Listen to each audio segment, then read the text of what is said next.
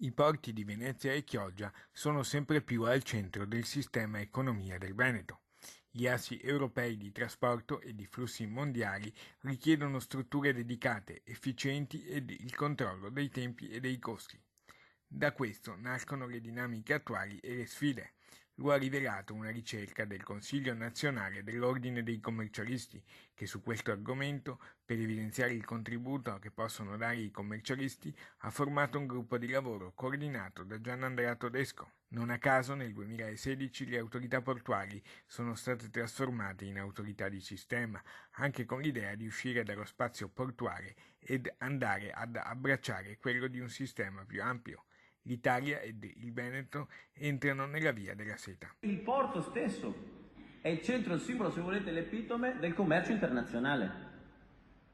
E il commercio internazionale è la base e la spina dorsale stessa di qualsiasi sviluppo economico.